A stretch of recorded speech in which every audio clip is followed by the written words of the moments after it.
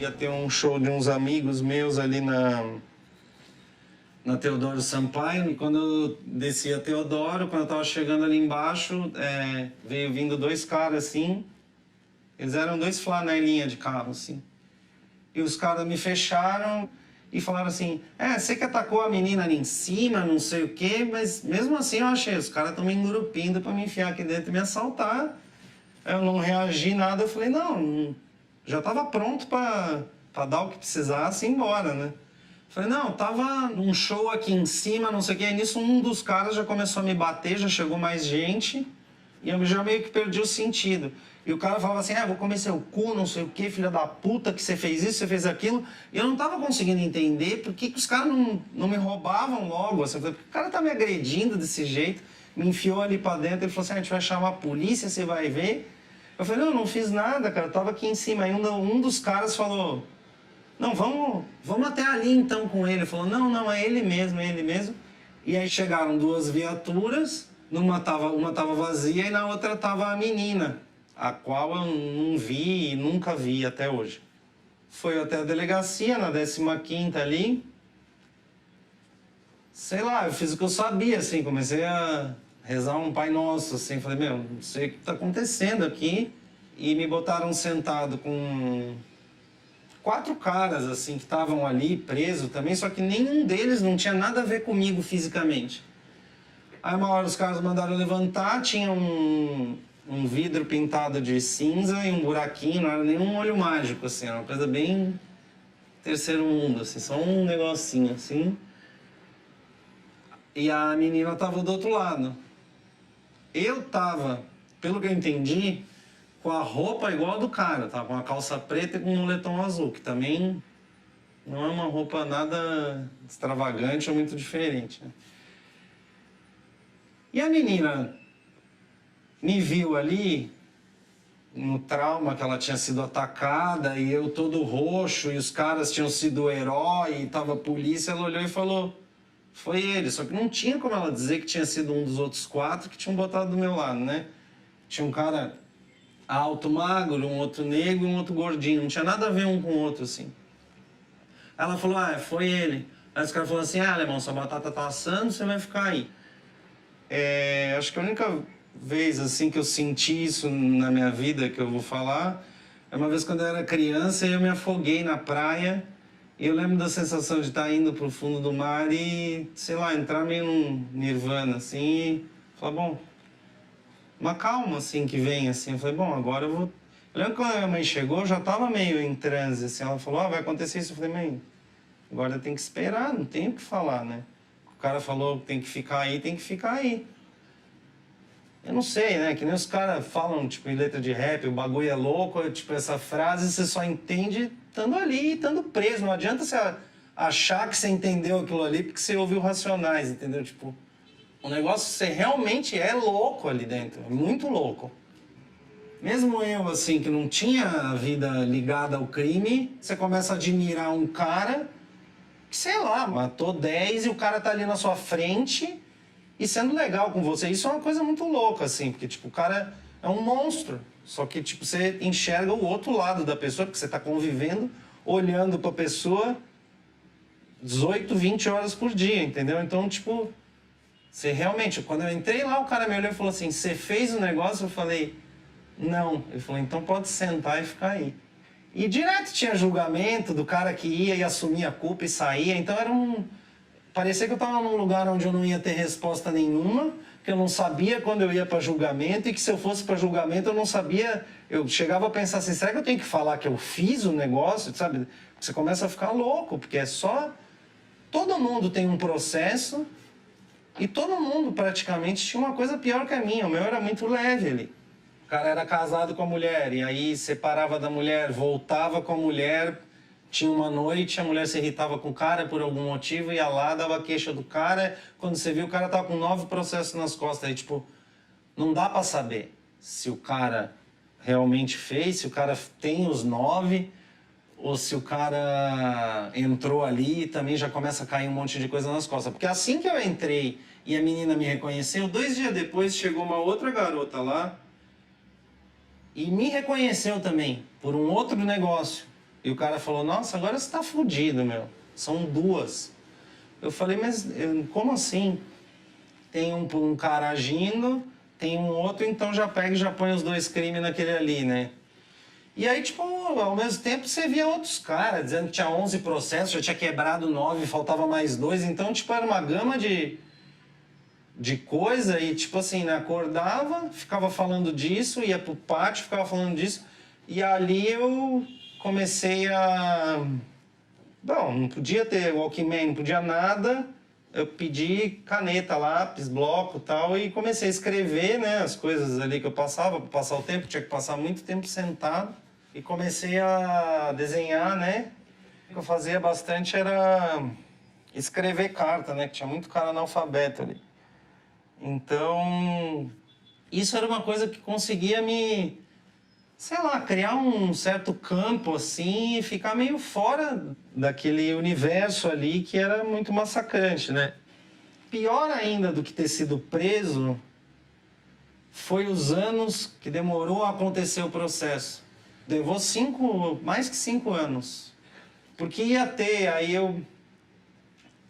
não tinha. Aí ia ter, o cara foi viajar. Aí ia ter, eu ia lá, dava uma merda, passava pra frente. Aí tinha que fazer reconhecimento de novo. Aí apareceu uma mulher que disse que tinha me visto na rua. Aí isso já deu uma atrapalhada. Aí a mulher falava de calvície, mas ela falava que o cara era mais calvo do que eu. Eu acho que é como quando te contam uma história ou quando você lê um livro, né? Você já forma um personagem na sua cabeça e você quer uma cara. Você não consegue ler um livro sem imaginar o personagem. Então eu acho que, na caso de ter alguém culpado e ser um personagem na sua vida, eles precisam culpar alguém.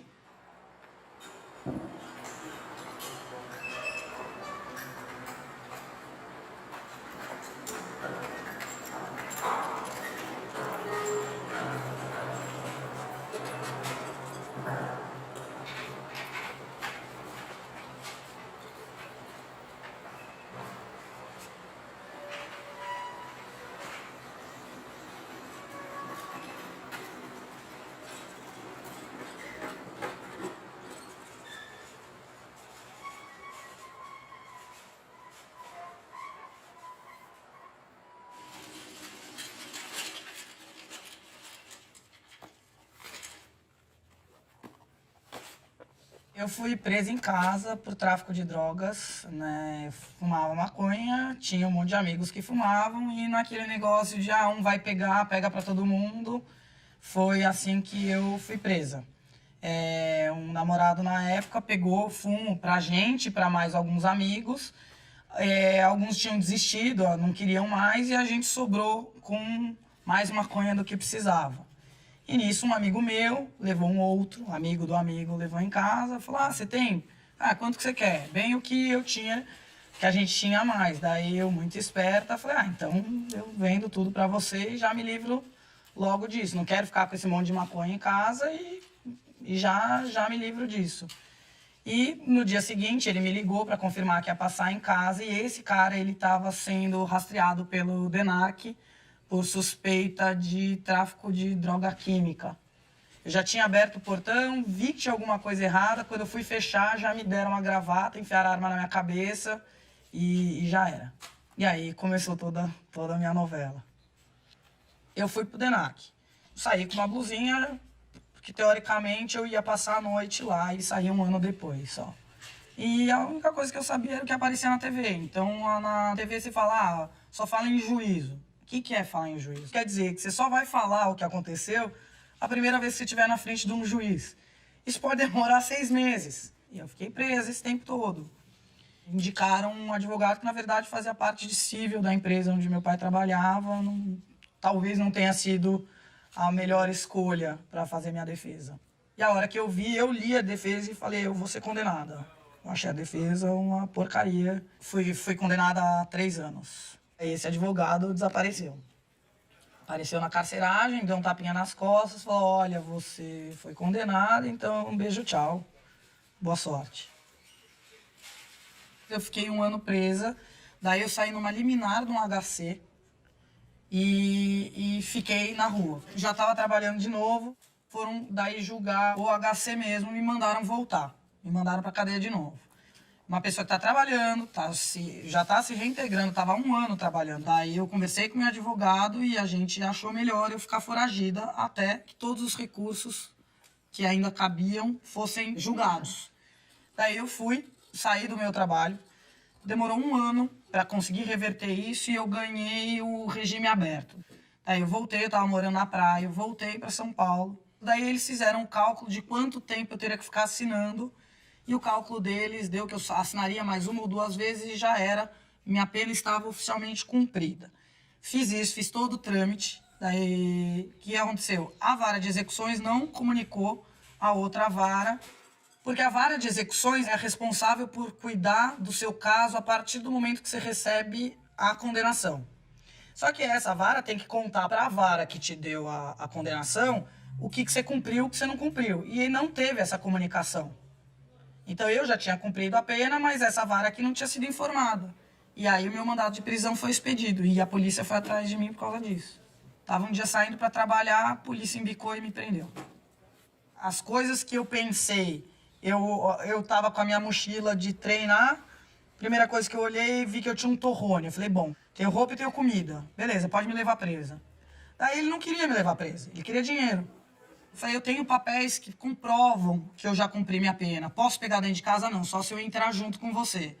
Só que assim, eu já tive essa experiência da polícia entrar junto na minha casa. Então eles dão uma olhada geral na tua casa, para chegar ali a uma conclusão de quanto que eles podem pedir para você.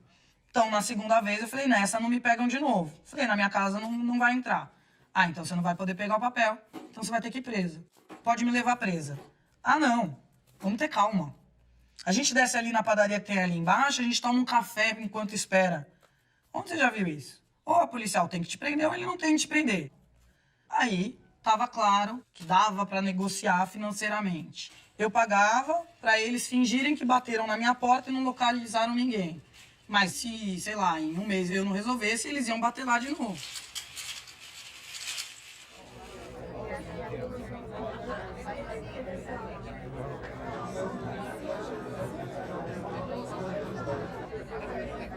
Temos ainda uma visão equivocada de segurança pública, porque nós trabalhamos critérios de administração que não são de prestador de serviço, mas sim daqueles que produzem bens.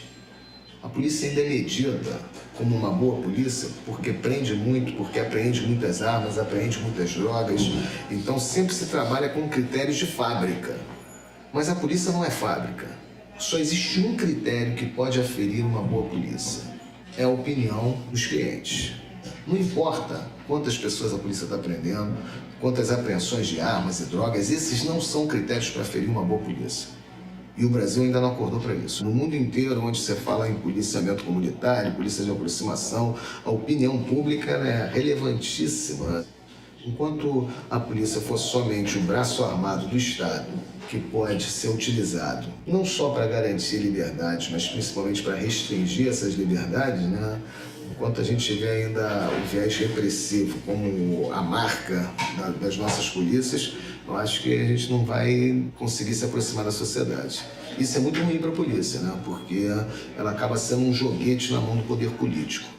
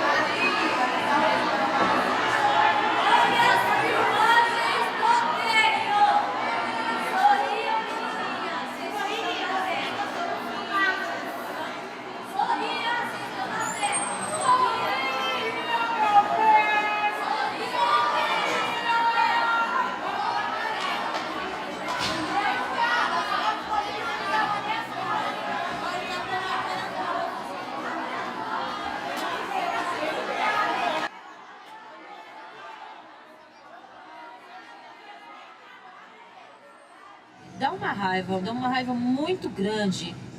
Vocês estão falando que eu fiz tudo isso? E dizem que aqui é a faculdade? Então espera que eu vou me formar. Vou aprender a pegar no revólver, vou aprender a atirar. Aqui tem gente que vai me ensinar, logicamente. E quando eu sair daqui, eu vou sair fazendo arruaça, já vou sair formada mesmo. Mas quando não é da tua índole, não tem como, não tem como. E eu fiquei muito revoltada porque, poxa vida, nossa, quantas vezes eu já fui despejada porque não tinha dinheiro do aluguel. Você conhece as pessoas do movimento, ó. Vamos fazer uma fita ali, R$1.000 na sua mão, você paga o seu aluguel. Não, você tá louco, eu tenho filhos pequenininhos. Faz esse negócio aí, depois vai tudo pra FEBEM, eu tenho medo.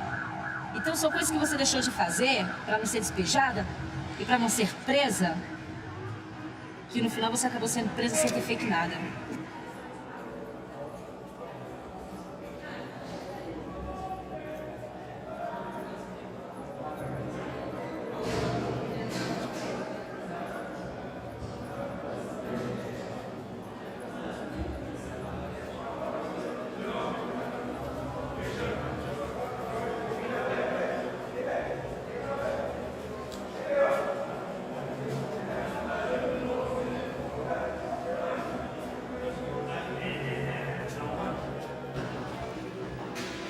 Quando você comete o crime em exercício, você é julgado pelo TJM, né? Que é o Tribunal de Justiça Militar. Quando você comete o crime fora de serviço, você responde pela Justiça Comum. E o meu foi pela Justiça Comum.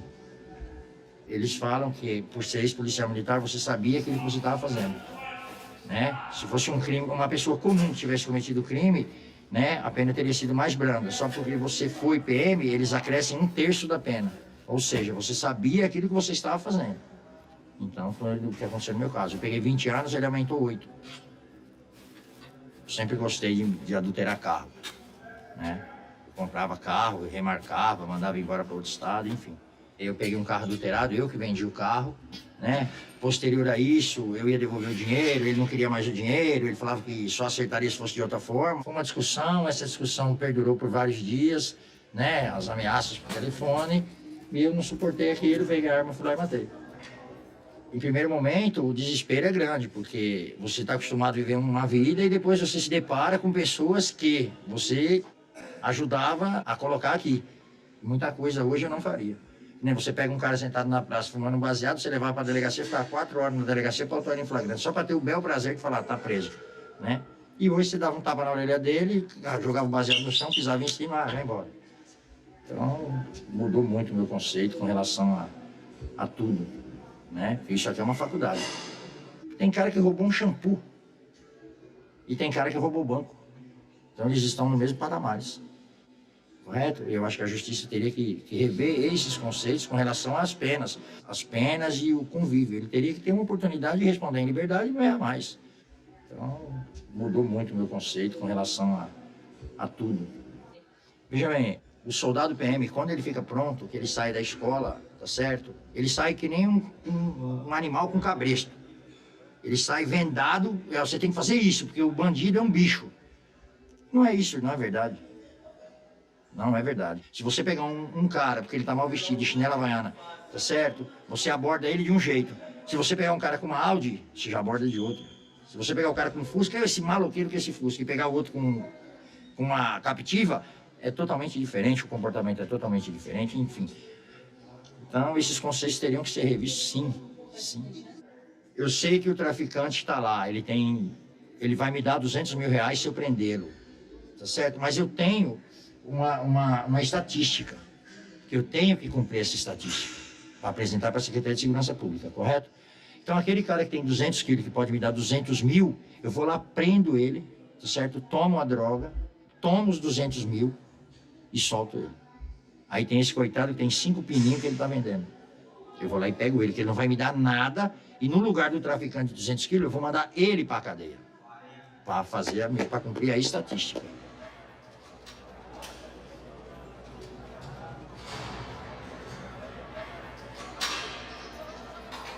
O meu é 33, é tráfico. Mas já fiquei 14 anos e 11 meses já encarcerado, direto. Passei 17 penitenciárias. Cheguei com 19 e saí com 35 anos de idade. Uma vida, mais do que uma vida, viu? Eu já desde a infância eu já cresci pedindo esmola, certo? Porque minha família bebia muita... Não vamos jogar a culpa neles, mas bebia muito álcool, então não tinha aquela atenção a dar pra gente.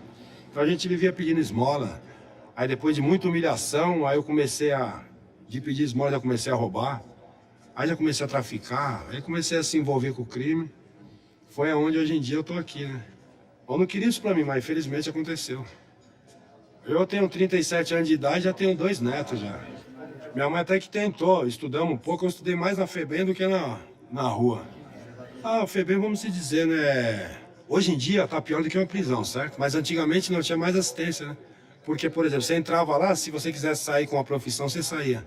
E a cadeia dificilmente oferece isso ao preso, né? Você não sai com a profissão, entende? A cadeia hoje em dia virou uma escola do crime, né? Não é igual. Antigamente a pessoa até que tomava mais juízo, hoje em dia não tem mais jeito. Pretendo sim, né? Cuidar dos meus filhos, né? Porque eu não quero ver eles passarem o que eu andei passando na vida, né? Aqui é fácil falar, o difícil é chegar lá e...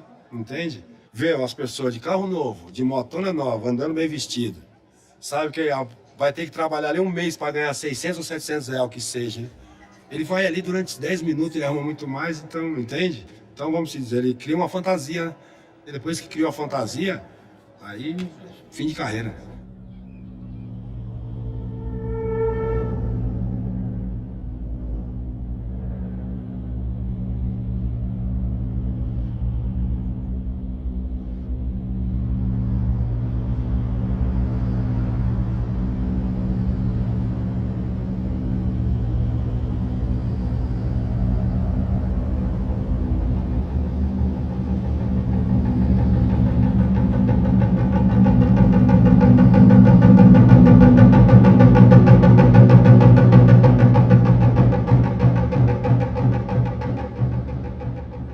Todo advogado tinha que fazer o estágio na cadeia.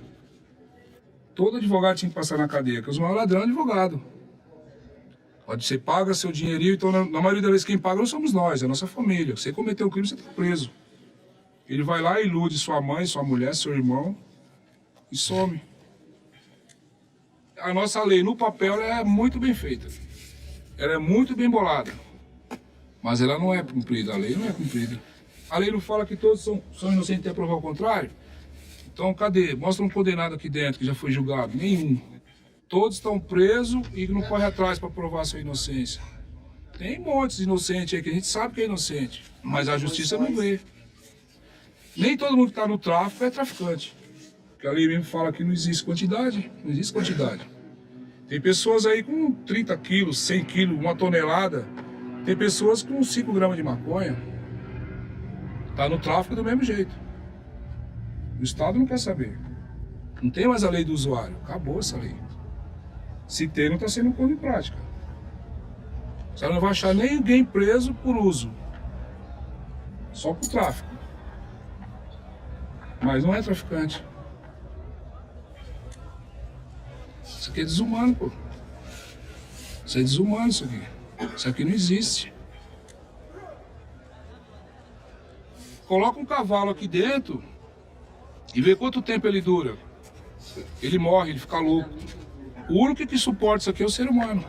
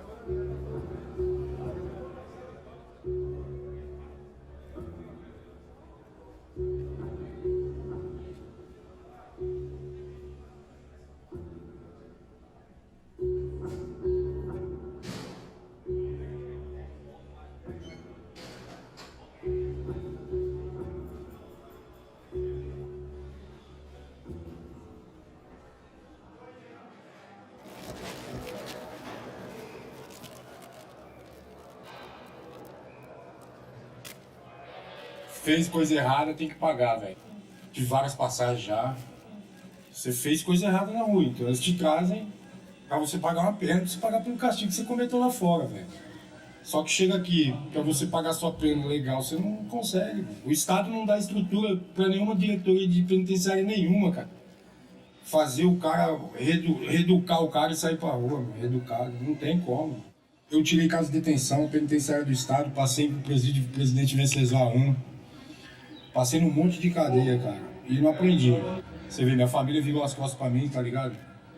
E não tenho notícia, não tenho carta deles, não tenho nada, tá ligado? Eu não sei aí, hoje, viver de esperança, expectativa aí de um dia ir embora, aí poder mudar de vida. Mas chegar lá fora, lá na sociedade, aí é o seguinte, cara, por causa do preconceito, eles não tá nem aí, lava as mãos, você vai procurar um emprego, você faz um currículo, você vai numa firma fazer entrevista, o cara fala que não aceita quem tem antecedente criminal. Se você fosse dono de uma empresa, você daria oportunidade para ex-presidiário? Fica uma interrogação, cara. Você vai falar, pô, é verdade. Ninguém daria, né, cara? Ninguém dá. Ninguém dá. Muito difícil, cara, você sair numa empresa aí e falar assim, pô, sou ex-presidiário, me dá oportunidade. Tem condição de você me dar um voto de confiança? Quem que vai dar, cara? Depois de você ter tirado 15 anos de cadeia, 20 anos de cadeia, 30 anos de cadeia. Chega na rua, você vai falar isso pros caras, os caras falam que, meu, você não sabe de nada, é o seguinte, você é ladrão, você é preso, você é vagabundo, não sei o quê. Aí é onde o cara fala, meu, quer saber uma coisa? Agora a sociedade que se vira comigo aí, mano, que eu vou dar trabalho. É isso que acontece. A reincidência do crime acontece por causa do preconceito da sociedade, cara.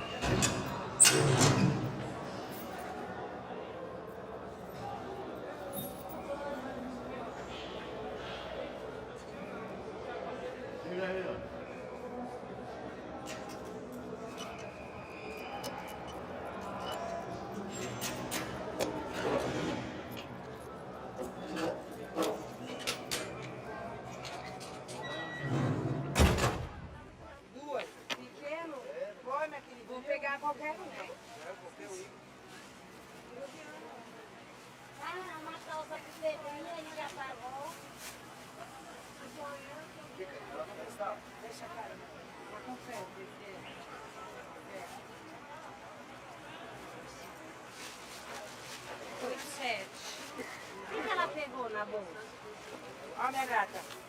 2. Toma.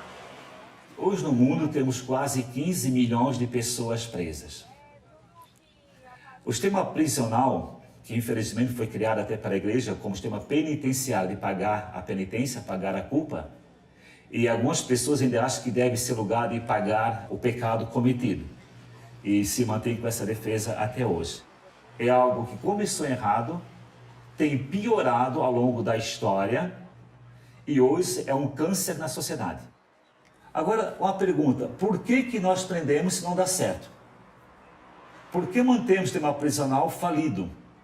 Por que mantemos o sistema prisional que nós sabemos que nenhuma pessoa que foi vítima da violência, de um crime, aceita ou tem a coragem de morar no lado do seu agressor quando sai do presídio?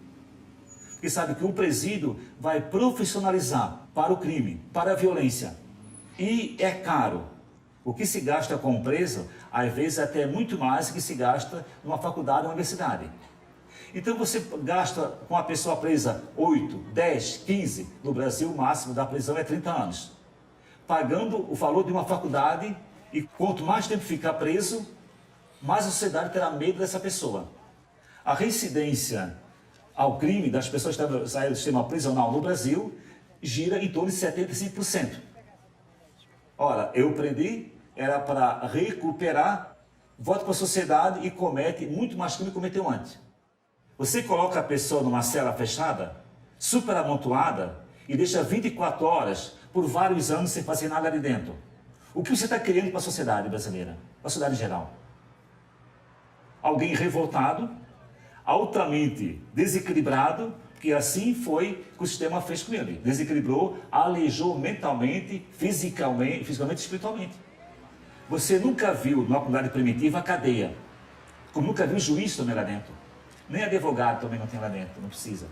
É a comunidade que resolve os seus problemas. E restaura a convivência. Porque toda agressão, toda violência, ela é uma quebra de relações. Não existe crime individual.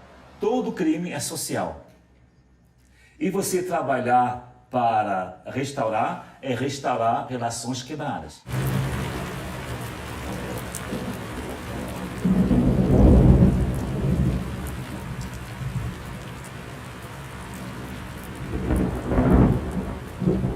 Nós pusemos a pena no centro da sociabilidade. E acreditamos na pena e achamos que a pena é quase uma divindade. E a pena, apesar de todo o fracasso, toda vez que alguma das funções da pena foi para um banco de prova, foi um fracasso. Mas nós temos uma fé religiosa na pena. Nós achamos que aumentando a pena...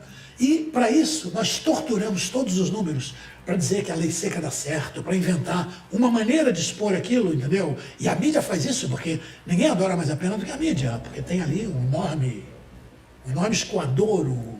Além de que a pena é muito boa também para se esconder o debate político, né? É muito bom, em vez de você discutir a tragédia fundiária brasileira, é muito mais fácil você dizer, teve invasão, teve esbulho possessório, teve furto, teve homicídio, tá legítima defesa. Você parou de discutir a reforma agrária, você está discutindo canhestramente, imbecilizantemente, uma paródia de direito penal. É o que você está discutindo. Na verdade, você está escondendo o debate sobre a questão fundiária e sobre a questão da reforma agrária. Olha, a criminalização, isso, você não precisa discutir política mais.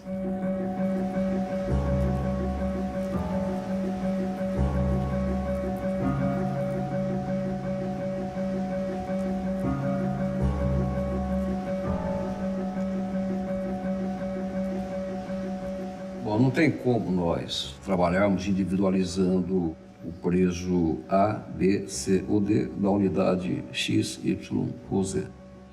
A maneira como nós trabalhamos aqui na Secretaria é avaliar o geral. Então você tem, um exemplo, 200 mil presos no mês tal. Então você vê tudo aquilo que você utilizou de recursos, com escoltas, com funcionário, com alimentação, com medicamentos, com roupas, com tudo. E sai um custo final. O custo final é R$ 1.350 mês. Mas há presos que gastam mais, uns que gastam menos. Prisão, quanto menor o número de presos, maior é o custo desse preso. Prisão superlotada, o custo cai.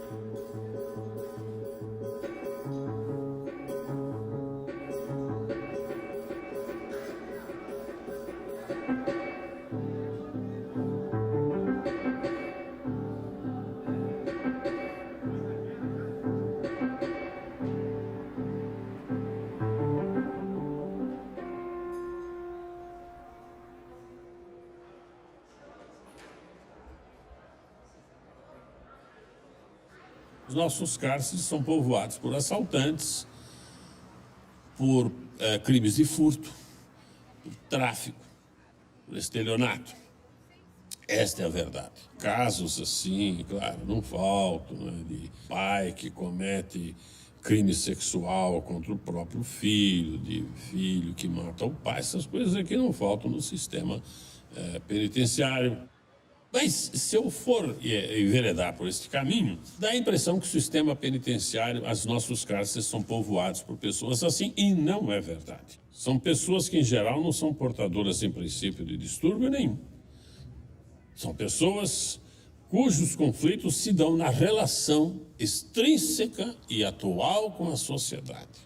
Eu me lembro de um caso, num debate com um grupo de estudantes. Então o preso dizia: eu sempre fui um excelente ladrão. Você deixa o seu carro em frente à universidade e quando você saiu da faculdade você vai encontrar uma vaga. Eu já terei levado seu carro, já terei documentado e tal. E a aluna: e por que você rouba o meu carro? Porque você tem e eu não tenho. Mas você roubando, eu não tenho mais. E ele responde: o seu pai lhe dá outro. Esse diálogo, se nós formos entender de um ponto de vista positivista, punitivista, a gente vai dizer: mas é um cara de pau, isso é um sem vergonha, é um descarado. Mas não é isso que está acontecendo. Neste debate tem por trás um litígio muito grave. Este litígio o direito penal não atinge. Mas este litígio está na raiz do crime. Não que o crime é produto do litígio, mas é o litígio entre o ter e o não ter. É o litígio entre os possuidores e os não possuidores. É o litígio entre estar incluído e não estar. Este é o grande litígio que está por trás do crime. Então, esta coisa de neurose histérica, de crimes graves, de crimes sexuais e tal, existe, mas o grande problema do crime não é isto. Isto serve para manchetes de jornal. O que está por trás do crime são os litígios históricos. Tanto assim que, neste diálogo, o preso, ele perguntou: e por que você tem universidade e eu não tenho? Por que você tem chance de frequentar uma faculdade e eu não tenho? Aí vem aquela resposta: cada um, cada um. Ah, é? Então tá bom. Se a lei é esta, cada um, obedeçamos a lei. Então eu vou ser um, à minha maneira. E aí ele continuou: e você na prova? Vocês colam? E elas refugaram. Fala, eu fui franco, eu falei que eu roubo. E agora? Vocês sejam francas. Colam ou não colam? A gente cola, mas isso se tornou normal. Pois é. Se colar para vocês é normal, roubar para nós também é normal. Mas você não há a comparar roubar um carro e colar numa prova. Falar: não, isso eu não posso comparar. Você faria cirurgia com um médico que se formou na cola? Não, não faria. Então, de fato, não tem comparação, porque se eu roubo um carro, eu prejudico uma pessoa. Agora, se você se forma na base da cola, você prejudica uma sociedade inteira. Não tem como comparar, porque colar na prova, as consequências são muito mais graves. Nós temos, de um lado, uma parte da sociedade não encarcerada, dita não criminosa, e que sempre exige cada vez mais a defesa das suas propriedades, do seu bem-estar, da tranquilidade da sua vida, contrariamente a um outro grupo que constitui uma ameaça constante a esses bens. Entre esse outro lado, que não são possuidores, não estão incluídos, uma parcela deles não se conforma com esta situação. Então praticam crimes e vão para o cárcere. No cárcere eles não têm os seus direitos defendidos, não têm os seus direitos respeitados. A realidade é esta. Nós temos cárceres por esse Brasil afora que estão caindo de podre. Os pedidos de benefícios legais sendo negados por juízes rigorosos, por juízes que sempre estão se posicionando, em princípio, contra o interesse do preso e dizendo que defende a sociedade. Presídios que não têm oficinas, que não têm escolas, não têm trabalho.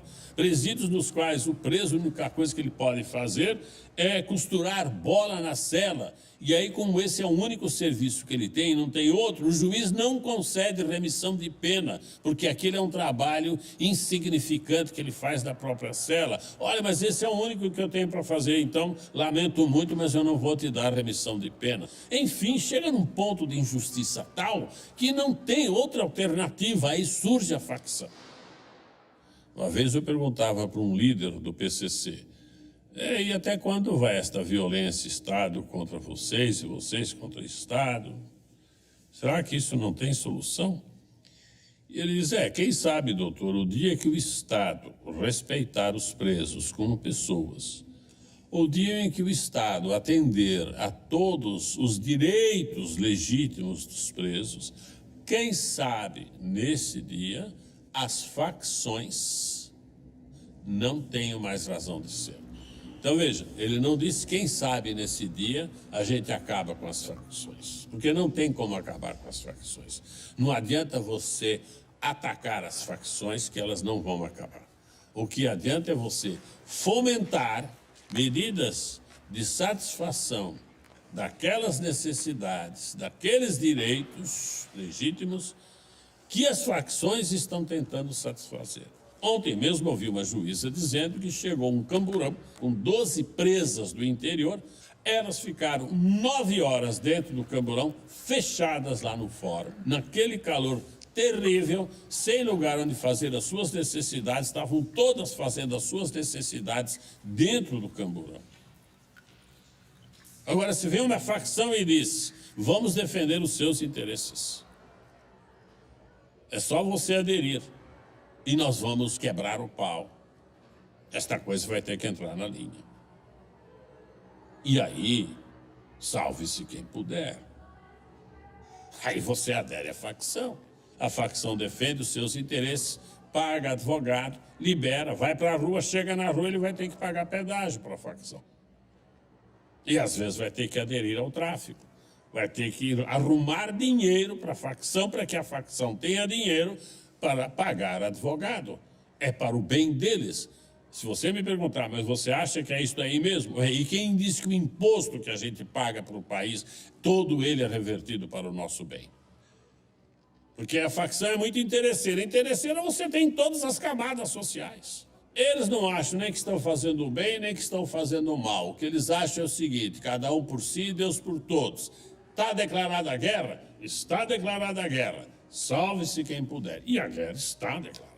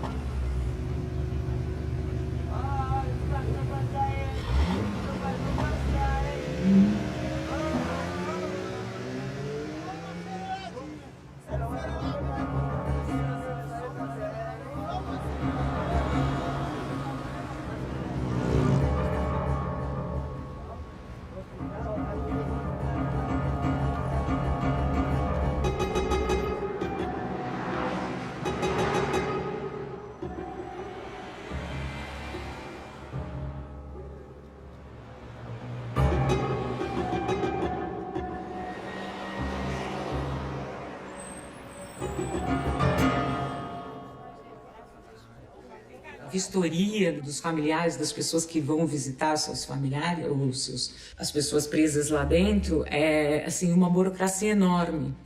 Eu chegava lá às 6 horas da manhã e conseguia entrar no presídio 11 horas, meio-dia, ficava mais 3 horas para ser revistada, conseguia chegar diante do meu filho 3 horas da tarde para às 5 horas ter que ir embora, né? Então esse processo é para cansar mesmo as pessoas. Existe uma relação de comidas que pode e que não pode, de como você pode levá-las, tipo de embalagem e tal. Existe um tipo de roupa que você pode entrar ou não. Só que essa relação não está em nenhum lugar.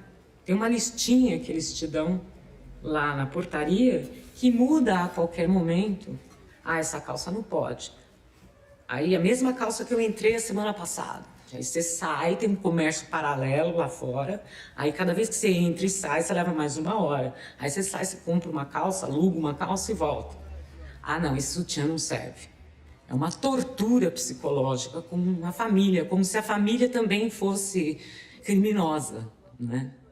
Não basta o criminoso estar lá cumprindo a pena dele. A família também cumpre uma pena, né? Quando tem que passar por isso.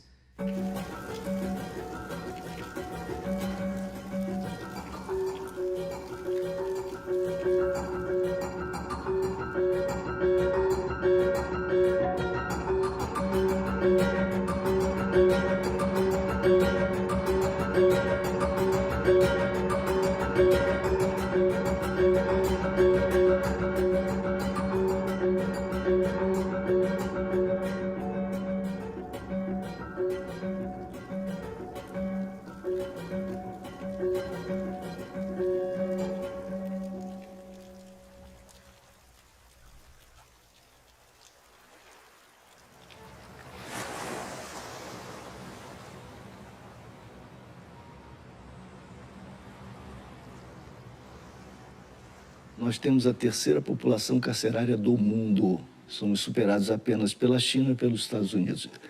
E a taxa de crescimento da população carcerária mais veloz do mundo. Nenhum país está investindo tanto no encarceramento e nessa escala tão assustadora, tão assombrosa quanto o Brasil.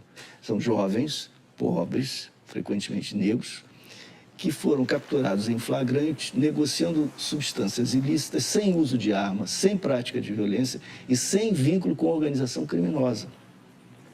Mas nós tratamos de reparar essa ausência de vínculo com a nossa política genial, que é de depositar esses jovens nas sucursais do inferno, fazendo-os conviver com aqueles que já desenvolvem uma carreira criminosa, estão bem organizados.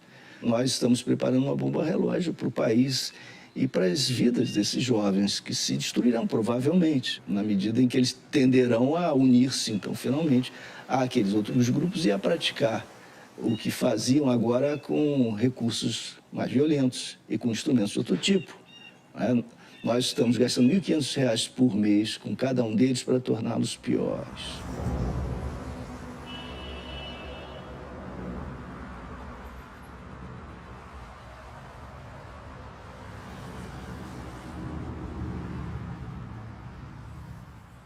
A causa da injustiça nas sociedades modernas, antes de tudo, é a passividade na vida. Hoje em dia existe a moda de cultivar o respeito às diferenças. Mas, na verdade, nós não amamos a diferença. Nós toleramos a diferença.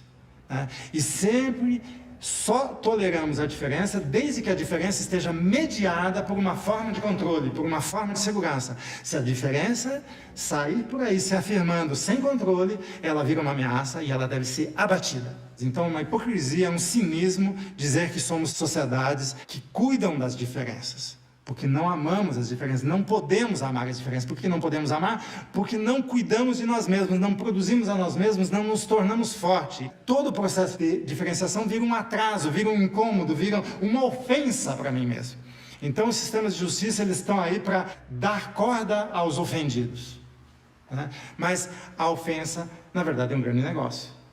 É só a gente observar as práticas legais, a judicialização da vida que acontece o tempo inteiro. A vontade de enquadrar, a vontade de processar, a vontade de lucrar com isso.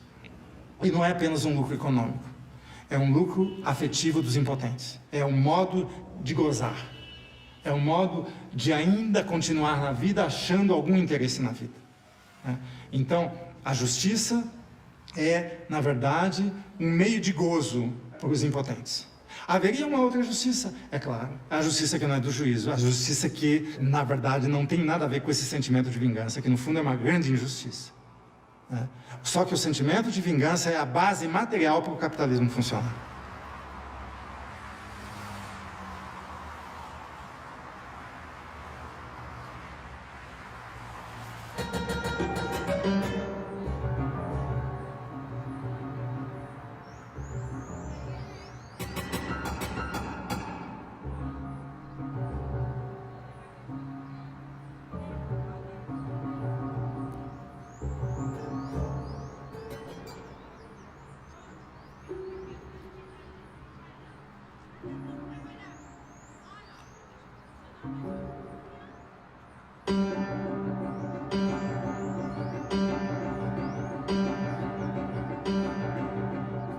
absurdo que numa faculdade, principalmente numa pública, como é a Universidade de São Paulo, você tenha uma carga maior de direito comercial do que de direitos humanos e uma carga maior de direito comercial do que de direito constitucional.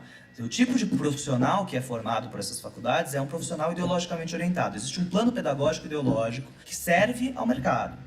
E servir ao mercado significa, na área penal, excluir aquele consumidor falho, tirar da vista da classe média aquele que não é adequado a essa economia de mercado. Então, o reflexo penal disso é muito claro.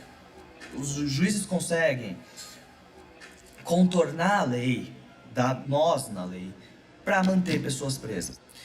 Esses juízes, então, que recebem os flagrantes, o que eles têm feito? Se a pessoa não tem carteira de trabalho assinada, eles mantêm a pessoa presa. Se a pessoa não tem um endereço fixo, a pessoa é mantida presa. Então, muitas vezes a pessoa é mantida presa porque é moradora de rua. Além disso, a lei veio dizer que não cabe mais prisão preventiva, quer dizer, a pessoa não pode responder ao processo presa por um crime de furto simples. E mesmo nesses casos, as pessoas têm sido mantidas presas. O juiz fixa a fiança, essa pessoa nunca vai conseguir pagar essa fiança. Então, enquanto ele não recolhe a fiança, essa pessoa continua presa. Eu chutaria que mais da metade das pessoas que estão presas poderiam estar soltas simplesmente se a lei fosse aplicada. E, inclusive, isso que acabou virando quase um mantra, né, que no Brasil o que há é impunidade. Isso é uma mentira deslavada. Há impunidade para determinadas classes muito específicas. Também, outra coisa que se diz, aqui no Brasil a pessoa é presa, fica 1/6 da pena e já sai. Isso é uma grande mentira. As penas de até 2 anos aqui em regime fechado têm sido cumpridas em regime integral fechado. Quando a pessoa é pobre, ela não progride de regime, porque o processamento desse reconhecimento do direito à progressão de um regime fechado para um semiaberto na vara de execução demora mais do que a pena. Quando o juiz efetivamente reconhece, não, realmente você tem direito à progressão, ela já cumpriu a pena inteira. O que a gente tem no Fórum Criminal da Barra Funda é uma grande loteria com a vida alheia. Se você for pensar num tráfico de drogas, que a pessoa tenha, sei lá, 5 a 10 pedras de crack ou 10 gramas de maconha, dependendo do juiz que ela caia, ela pode receber uma pena de 1 ano e 8 meses em regime aberto, substituída por prestação de serviço à comunidade, ou 8 anos de reclusão em regime fechado, pelo mesmo fato.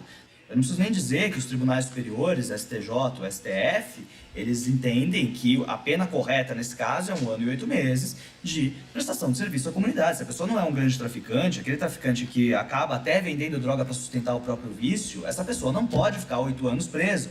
Mas os juízes acham que essa pessoa vai ficar 8 anos presa. E não é nem tanto pelo fato, a questão é mais pelo estereótipo mesmo. Eu já ouvi isso de juízes, de promotores, quando há uma situação de dúvida em relação à prova, do promotor argumentar, óbvio que informalmente, na sala de audiência, no seguinte sentido: aqui, nesse caso, a gente não tem certeza se foi ele que roubou ou não, mas se ele for condenado aqui, pelo menos ele responde pelo outro que não descobriram. Então, parte do pressuposto que essa pessoa que está respondendo por um processo, ela, na verdade, cometeu já muitos crimes, o que é uma presunção que vem aí do senso comum rasteiro, e que é absolutamente inconstitucional, não preciso nem dizer isso, mas que essa pessoa, porque ela é negra, porque ela é pobre, porque ela veio de uma favela, ela já cometeu muitos crimes. E agora que a gente deu a sorte de pegar, então a gente tem que manter essa pessoa presa o máximo de tempo possível para evitar que ela cometa outros crimes. A postura do Ministério Público e do Judiciário em relação aos réus, e aí eu não quero aqui generalizar, mas é muito comum, é preconceituosa, de encarceramento da pobreza mesmo. Esse senso comum que a gente vê aí nos programas de fim de tarde aí, que usam o crime como entretenimento, isso afeta também essas pessoas que a sociedade entende como sendo os doutores da lei, as pessoas que entendem sobre a aplicação da lei. Na verdade, o Judiciário, na maioria das vezes, se comporta como o absoluto senso comum de toga.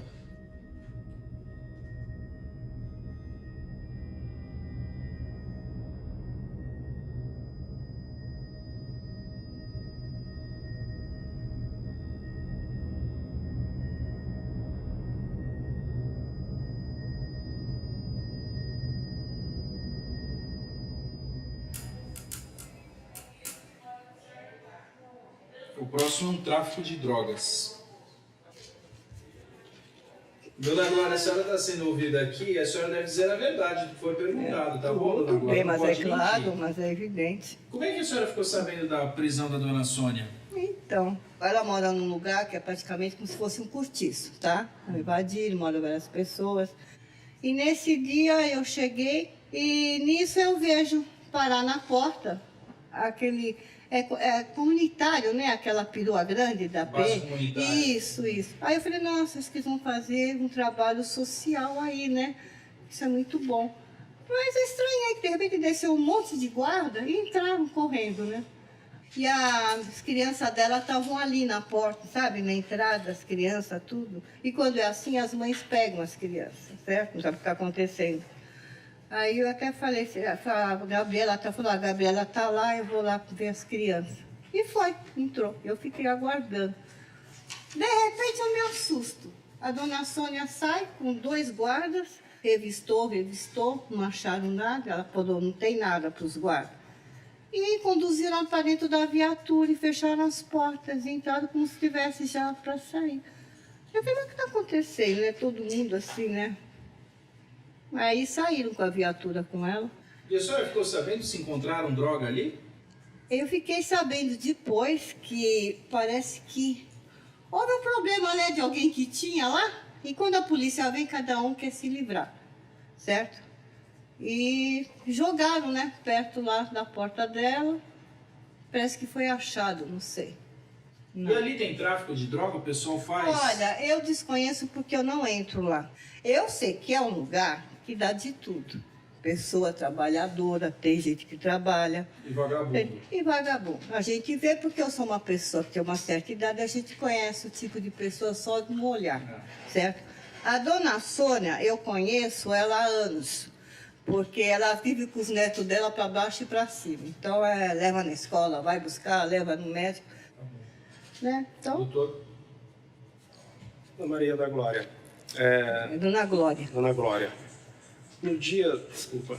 Não, não tem problema. No dia da prisão da dona Sônia, tinha mais pessoas ali em frente à residência? Olha, no momento eu me lembro que estava eu e ela em frente conversando, né? Ali na porta tinha sempre criança, né? Alguns jovens entrando, saindo. Que só, excelência, só. Ministério Público.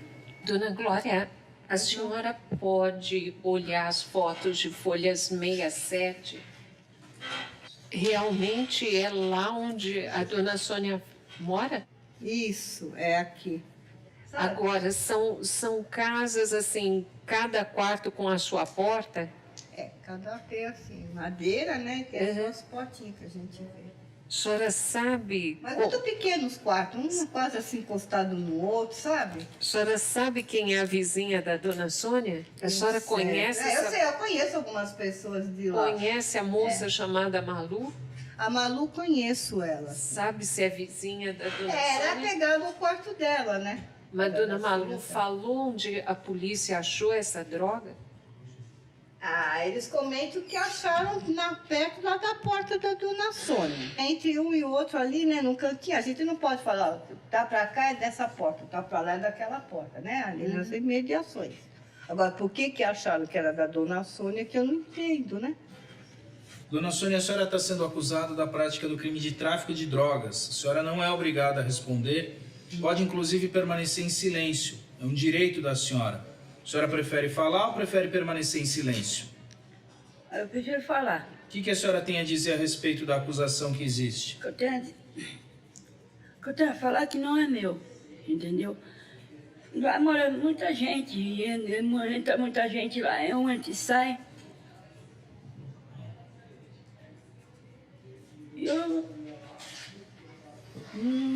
E por que jogaram para cima da senhora, então? Porque a hora que a polícia chegou, todo mundo correu. E eu que fiquei lá fora, entendeu? Aí minha neta entrou, aí eu peguei e entrei atrás pra ver minha neta, entendeu? Aí eles estavam mexendo lá no corredor. Eles quem? Os policiais. Aí estavam mexendo lá no corredor, aí vieram e falaram, o que é isso aqui? Isso aqui é da senhora. Eu falei, não é meu. Ele falou, é seu. Eu falei, não é meu. Então você vai responder isso na delegacia. Aí, perante isso aí, eu não podia falar nada, né? Eu tive que ir com eles. Agora, os policiais, quando foram ouvidos aqui, disseram que foi um usuário de drogas que indicou a senhora como vendedora de drogas? Não, jamais. Mas a senhora sabe se havia algum usuário de drogas? Bom, lá entra muita gente, entendeu? Não, lá na delegacia não foi ouvido ninguém juntamente com a senhora? Não. Só foram os policiais? Só foram os policiais, eu não vi ninguém lá.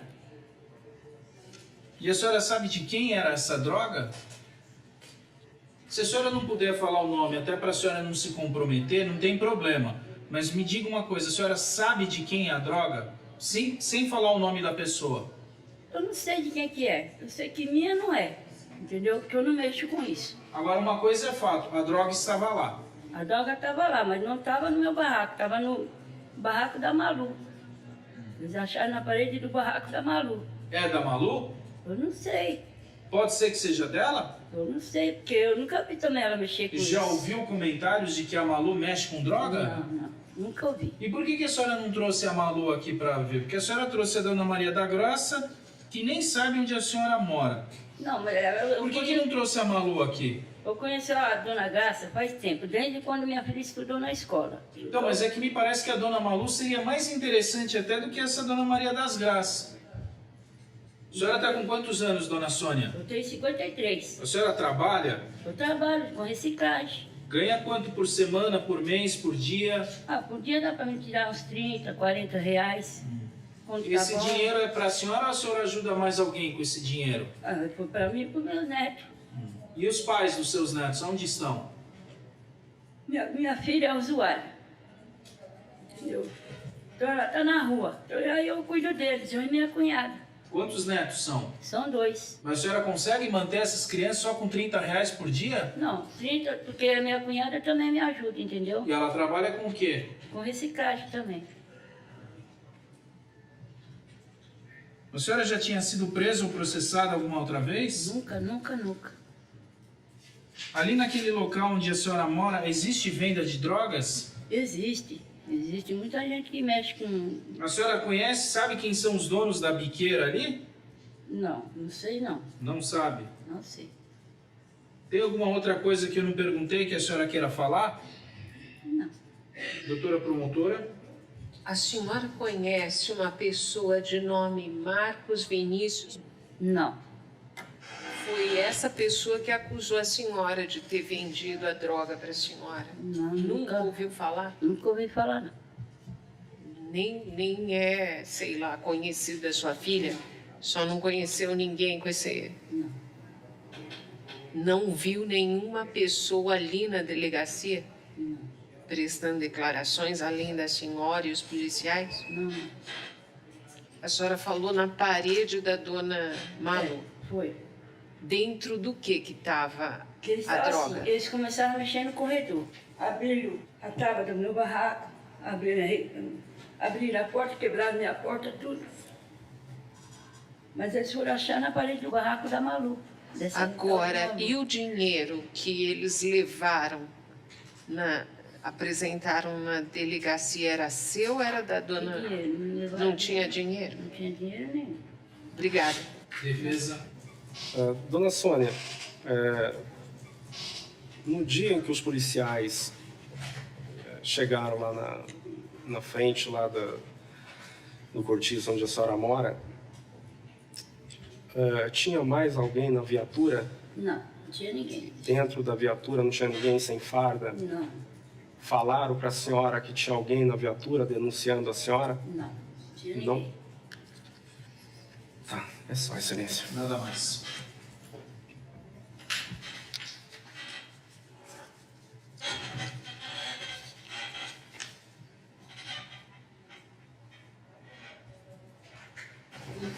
Eu vou pedir a absolvição. Na fala do senhor, eu vou colocar que reitera o pedido do Ministério Público. Ótimo, excelência. Tá? Que daí a gente já encerra hoje. Tá? Isso, tá ok, excelência. Não, acho que ela dá com medo, certeza, né? Não é, doutor? Quem não deve não ter, né? O simples fato de uma pessoa ter sido presa, como o caso dela, e ao final ter sido absolvida, isso por si só não gera direito à indenização. Fosse assim, E o Estado nunca poderia perder nenhum tipo de ação criminal, porque todas as ações ele teria que ganhar. Porque se perdesse, todos nós viveríamos para ficar pagando imposto que geraria renda para o Estado ficar pagando indenização. A prisão dela era necessária, era justa, era legal a prisão, porque eram os elementos que existiam naquele instante. Quando a denúncia foi oferecida, você tinha todos esses elementos para justificar a prisão dela. Esses elementos não existiram depois, agora na instrução. Então deixou. Então você vai falar que aquela prisão que houve foi ilegal? Não, não foi ilegal. Os traficantes nesse tipo de local acabam se valendo realmente de pessoas que, numa primeira vista, jamais despertariam a atenção. Como muitas vezes é esse tipo de pessoa que não trabalha, está sempre por ali, então vamos dar a droga ali para ela ganhar algum trocado, porque isso garante o sucesso do negócio e faz com que não se desperte a atenção. A gente já teve casos aqui, por exemplo, de cadeirante. Você vai falar que um cadeirante, mas o quê? O cara não arruma emprego, o cara não consegue se locomover, então para ele é muito cômodo ficar vendendo a droga ali e garante o sucesso do negócio ali. Então isso é muito comum também. Usar desse tipo de pessoa, pessoas geralmente incautas, ignorantes, que não tem condição nenhuma de vida, viu? Ela falou, ganha R$30 por dia. Uma pergunta que talvez tenha faltado fazer, por exemplo, quem está pagando os honorários do advogado dela? Se ela ganha R$30 por dia. Quem que está pagando? Essa é a pergunta que não quer calar. É advogado calar, constituído, não é advogado gratuito. O Brasil é um país que ainda demanda muita seriedade nas coisas que prega. Aparentemente as pessoas vão cumprir pena, mas não se diz o segundo lado. Depois que o promotor, o juiz condenaram, os réus vão ter uma série de benefícios e anualmente eles têm o indulto do presidente da República. A gente esvazia a cadeia a cada ano e se cumpre pena de 1/6, 1/3, metade, nem metade. Às vezes não chega a metade. É a coisa do brasileiro bonzinho. Existe, eu acho que, uma falta de clareza sobre o papel do juiz. E essa falta de clareza é tanto dos juízes como da sociedade, né? Para que serve o juiz? Bom, o juiz tem que servir para garantir os direitos de um indivíduo frente ao Estado. Mas existe um equívoco enorme, porque as pessoas acham que o juiz tem que ser o que vai garantir a segurança, o juiz tem que ser aquele que atua em gestão junto com o executivo, e não é nada disso, e não pode ser isso. A presunção é de inocência. Se não provaram, eu tenho dúvida, tem que absolver aquela pessoa. Quem tem que fazer a prova que a pessoa praticou aquele crime, enfim, é o Ministério Público. Se ele não fez a prova, por N motivos, não conseguiu fazer a prova da forma devida, não cabe outra coisa senão absolver o indivíduo. Eu acho que é uma obrigação da Defensoria Pública, cada vez que tivesse um réu absolvido e tivesse sido preso, entrasse com uma ação. Eu tenho que dizer, olha, o Estado errou, porque ao final eu absolvi. E aí tem que ter uma indenização. O problema de drogas não vai encontrar em qualquer lugar. Se você for entrar aqui na minha rua ou no meu prédio, tenho certeza que você faz uma boa apreensão de entorpecente. O problema é que ninguém vai bater o pé para entrar aqui na minha casa. E lá numa favela é assim que eles fazem. Sem mandado, sem nada.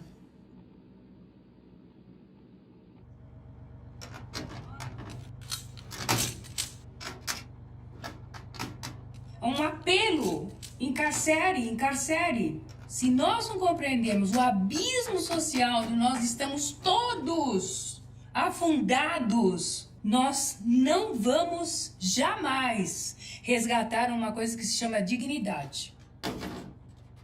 Nesse abismo social estão todas as pessoas, sejam elas ricas, pobres, abastadas ou não. Nós precisamos, nesse momento, parar para pensar que o encarceramento em massa não deu certo, que nós temos hoje uma sociedade mais violenta. Nós vivemos uma situação de violência urbana sem precedentes do ponto de vista do número de pessoas que são vítimas da violência fatal. Esse tipo de sociedade não é boa para ninguém. Todos tombaremos. todos tombaremos, de alguma forma.